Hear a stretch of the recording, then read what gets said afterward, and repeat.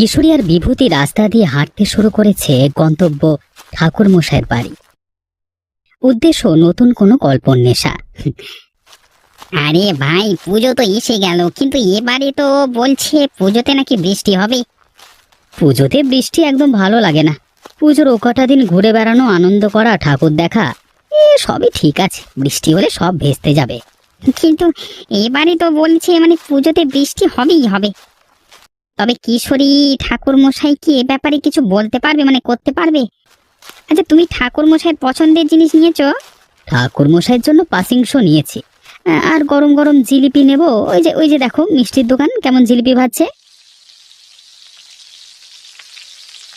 কিশোরী আর বিভূতি জিলিপি কিনে নেয়, তারপর রাস্তা দিয়ে হাঁটতে শুরু করে।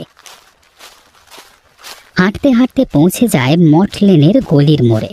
দূর থেকে দেখা যায় পুরনো বাড়ির বয়সের ভারে আস্তে আস্তে চুন পলেস্টার সব ঝরে পড়েছে। ঠাকুরমশাই, ঠাকুরমশাই, আরে চারি দরজা খোলো। আরে কাকা বাবু, আপনারা? হ্যাঁ, আসুন আসুন, ভেতরে আসুন। কেমন আছো? তোমার শরীর কেমন আছে মা? ভালো আছি কাকা বাবু, জ্বর একদম নেই।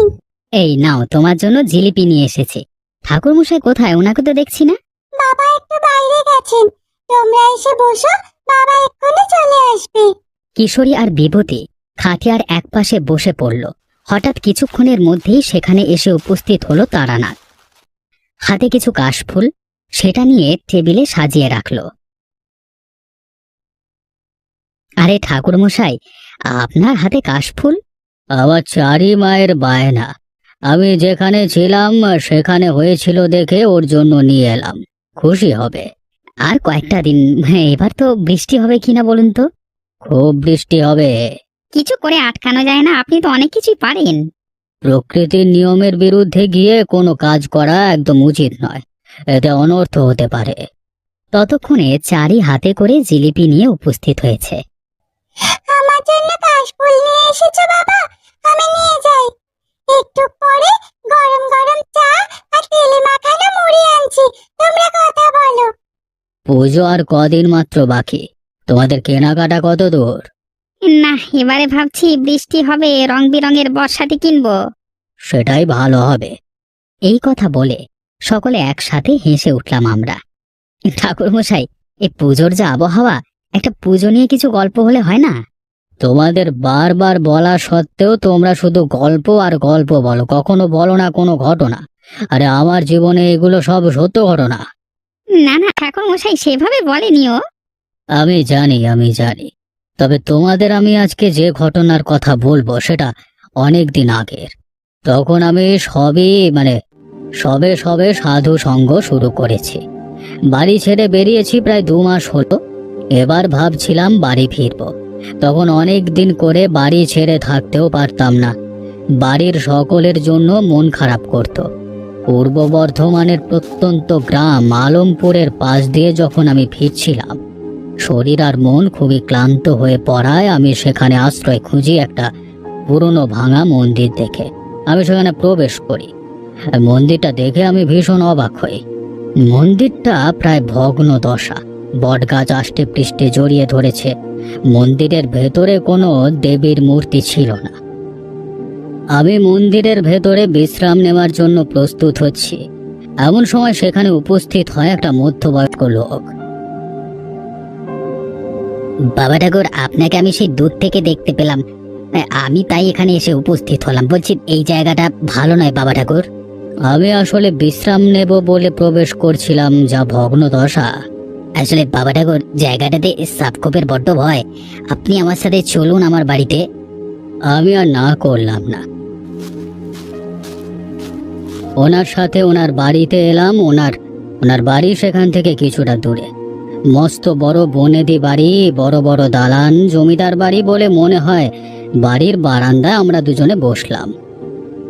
আমরা এখানকার জমিদারি প্রথা উঠে গেলেও বাড়ি ঘর তো রয়ে গেছে। এই যে বাড়িটা দেখছেন, এটা আমার বাবা পেয়েছিল, আর আমার জ্যাঠা পেয়েছিল ওই যে ওই দিকের বাড়িটা। এই বলে আঙুল তুলে দেখালো দূরে যেদিকে মন্দির ছিল। আমার মুখে ঘোর সংশয় দেখে আবারও রতনলাল বলল, আসলে এক অভিশাপে সব শেষ হয়ে গেছে। আমার জেঠুর বাড়ি আর কেউ বেঁচে নেই, ওই জন্য ওই পাশের বাড়িতে পুরনো বন জঙ্গল হয়ে নষ্ট হয়ে গেছে। ব্যাপারটা একটু আগে থেকে বলি আমাদেরকে, মানে ঠাকুর দাদা ছিলেন, মানে উনি একসময় খুব অত্যাচারী আর কি, মানে বুঝতেই পাচ্ছেন। সেই ক্ষমতার জন্য তিনি অনেক খারাপ কাজ করেছেন। তার মধ্য থেকে একটা খারাপ কাজ হলো, তিনি এই গ্রামের মেয়েদের সাথে অন্যায় আচরণ করতেন।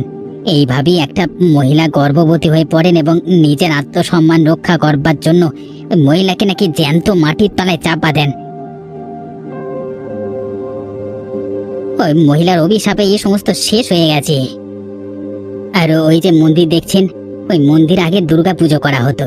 ওই দুর্গা মন্দির ছিল ওটা আগে, কিন্তু ওই ঘটনার পর থেকে যখনই আমাদের এই বাড়িতে দুর্গা পুজো করা হয়, পুজোতে কোনো না কোনো বিঘ্ন ঘটে, আর পুজো হয় না। আমি পুরো ঘটনা শোনবার পর কিছুটা রোমাঞ্চ অনুভব করি। আমি বলি, আপনি কখনো দুর্গাপুজো করবার চেষ্টা করেননি? না না, সাহস হয়নি, কিন্তু এবারে ঘটেছে এক বিপদ। আমার 8 বছরের বাচ্চা মেয়েটা মানে বায়নায় পড়েছে দুর্গাপুজো করবে। এমন সময় ঘর থেকে বেরিয়ে আসে একটা বাচ্চা মেয়ে। দুপাশে দুল লাল ফিতে দিয়ে বাঁধা, এসে লাফাতে লাফাতে বলল, পুজো হবে, ঠাকুর মশাই এসে গেছে, আর কোনো ভয় নেই, পুজো হবে, তুমি দেখো বাবা। এই যে আমার মেয়ের নাম উমা, এর ইচ্ছে দুর্গাপুজো হবে, কিন্তু কি করে হবে কিছু বুঝতে পারছি না। যে কালের উমা মায়ের ইচ্ছা, তাহলে তো পুজো করতেই হবে।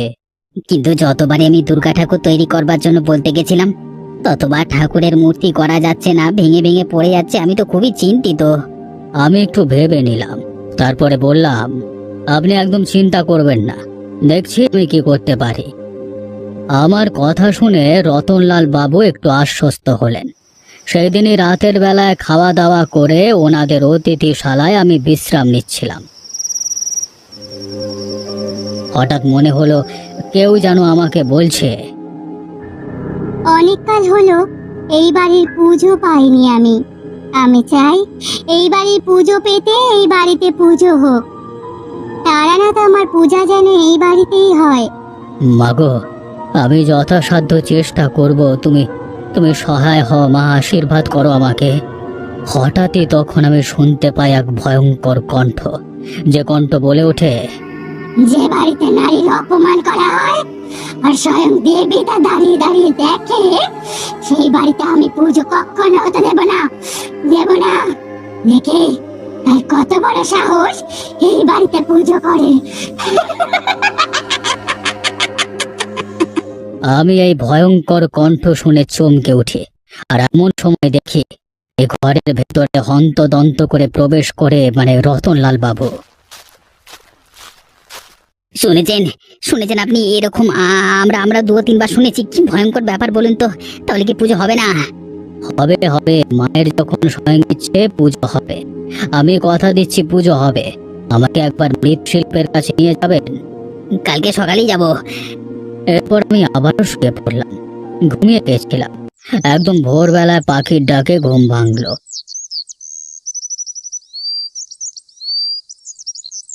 ঘুম থেকে উঠে বিছানায় বসে আমি আবার ঠাকুরের নামে ধ্যান করতে লাগলাম।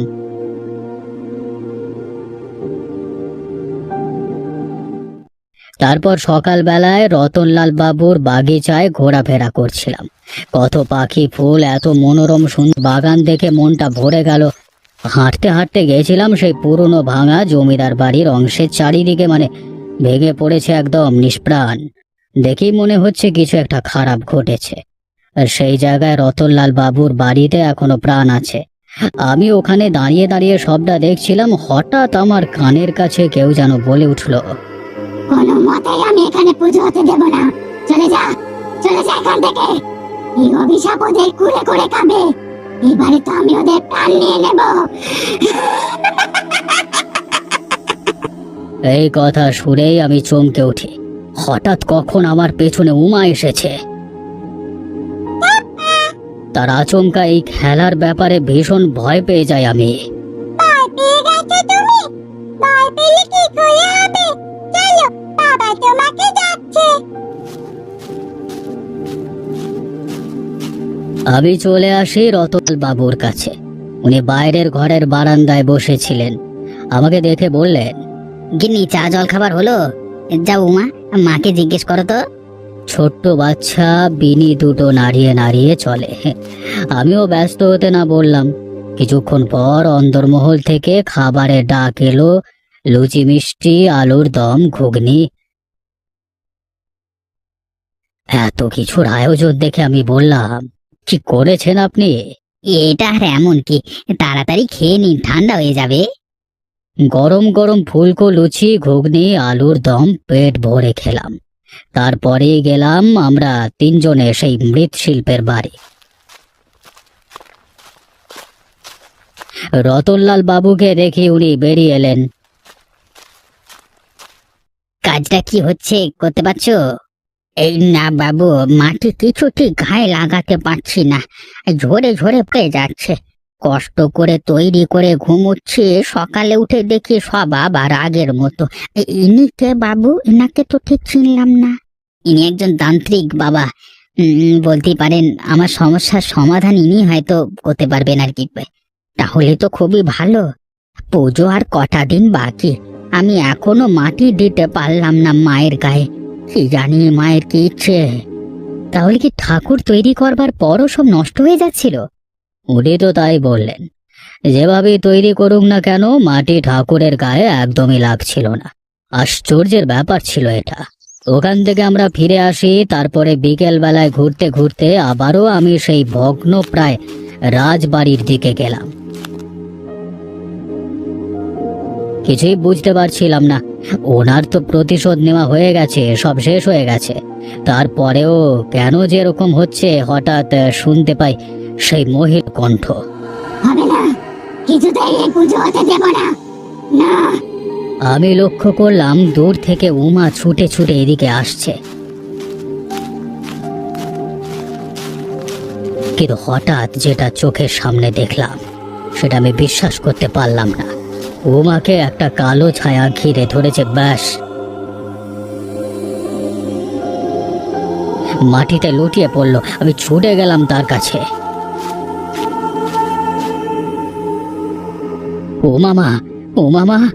উমাকে আমি কোলে করে নিয়ে এলাম রতনলাল বাবুর বাড়িতে। উমাকে শুইয়ে দিলাম ঘরের ভেতরে। তাকে দেখে তো তার মা কান্নায় ভেঙে পড়ল। আমি বুঝতে পারলাম। সঙ্গে সঙ্গে আমি আমার ঘরে এসে চোখ বন্ধ করে বসলাম। আমি স্পষ্টই দেখেছিলাম ওই কাল ছায়া উমার শরীরে প্রবেশ করেছে। চোখ বন্ধ করে আমি সবে ধ্যান করছি, এমন সময় পাশের ঘর থেকে চিৎকার শুনে আবারও ছুটে গেলাম।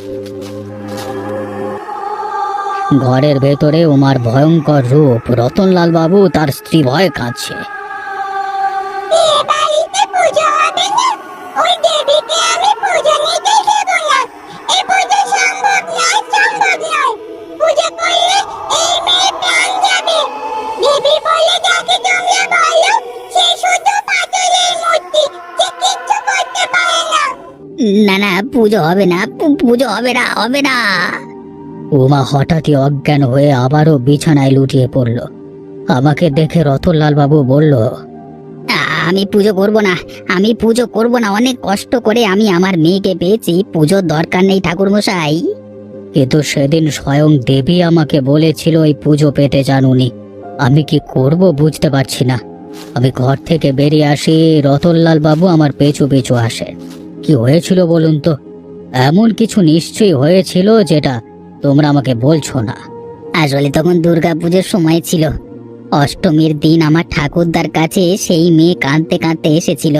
তখন সন্ধি পূজা হচ্ছে, সকলের সামনে ঠাকুরদার গোপন কথা সব বলে দেয়। কিন্তু কোনো প্রমাণ ছিল না। সবাই জানলেও আমার ঠাকুরদার দাপটে সবাই চুপ ছিল। ঠাকুরদা সেই মেয়েটাকে আঘাত করে। মেয়েটা গিয়ে পরে দেবীর পায়ের সামনে মৃত্যুর আগে বলেছিল, তুমি পাথর, তুমি শুধু দাঁড়িয়ে দাঁড়িয়ে সব দেখতে পারো। তুমি দেবী হতে পারো না, তোমার কোনো শক্তি নেই। তোমার পুজো এ বংশে আমি কখনো হতে দেব না। এ বংশের কোনো মেয়েকে আমি বাঁচতে দেব না। এ বংশ পুরোপুরি আমি শেষ করে দেব।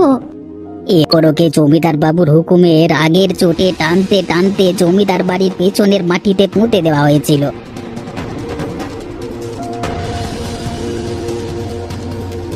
এসব গল্প আমি আমার বাবার কাছ থেকে শুনেছিলাম। জ্যাঠার পরিবারের সবাই মারা গেছিল, আমাদের পরিবারের একমাত্র আমরাই বেঁচে আছি। আমার বাবাও খুব আশ্চর্যজনকভাবে মারা যায়। আমরা কয়েকবার এক তান্ত্রিকের কাছেও শরণাপন্ন হয়েছি। তারা সকলেই বলেছে এখানে দেবী পুজো হলেই সব ঠিক হয়ে যাবে, কিন্তু সেই দেবী পুজো তো হতে দেওয়া হয় না। চিন্তা করতে হবে না, অবশ্যই দেবীর পুজো হবে। তুমি আমাকে বলো সেই মহিলাকে কোথায় কবর দেওয়া হয়েছিল। রতনলাল বাবু আমাকে জমিদার বাড়ির সেই অংশটা দেখায়, যেখানে আশপাশটা কেমন যেন প্রাণহীন। সেখান থেকে আমি কিছু মাটি তুলে নিই আর নিয়ে যাই মৃৎশিল্পীর কাছে। আসুন আসুন ঠাকুরমশাই আসুন। আমি একটু দেবীর গায়ে মাটি দেব। তুমি আমাকে আজকে রাতের জন্য এখানে থাকতে দাও, তাহলে খুব ভালো হবে। আমার কথা শুনে পাঁচু গোপাল আমাকে সেই ঘরটা ছেড়ে দেয়। আমি বসে শুরু করি আমার তন্ত্রক্রিয়া পড়তে। ওং চণ্ডে মন্ত্রং ক্লিং ক্লিং চামুণ্ডায় বিচ্ছে। ওং চণ্ডে মন্ত্রং ক্লিং ক্লিং চামুণ্ডায় বিচ্ছে। হঠাৎ করে আমার চারিদিকে একটা ঝোড়ো বাতাস বইতে শুরু করে, আর একটা কালো ধোঁয়ার কুণ্ডলী জমাট বেঁধে তৈরি হয় এক নারী মূর্তি।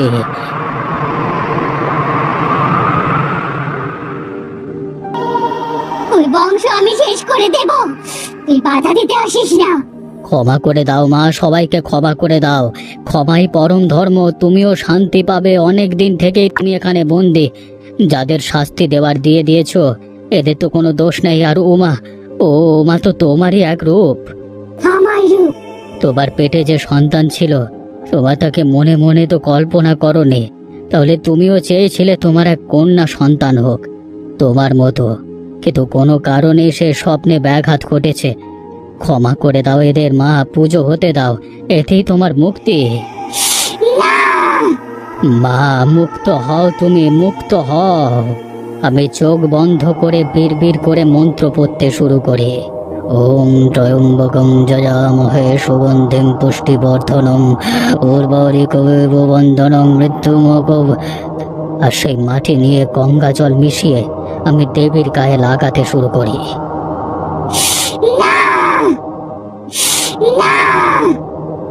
ওং চণ্ডে মন্ত্রং ক্লিং ক্লিং চামুণ্ডায় বিচ্ছে।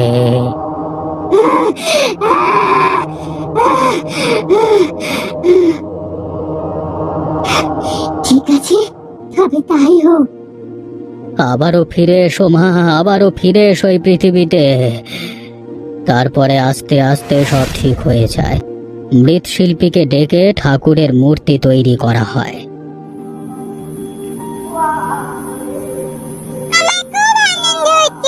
তুমি পেরেছো, পেরেছো তুমি।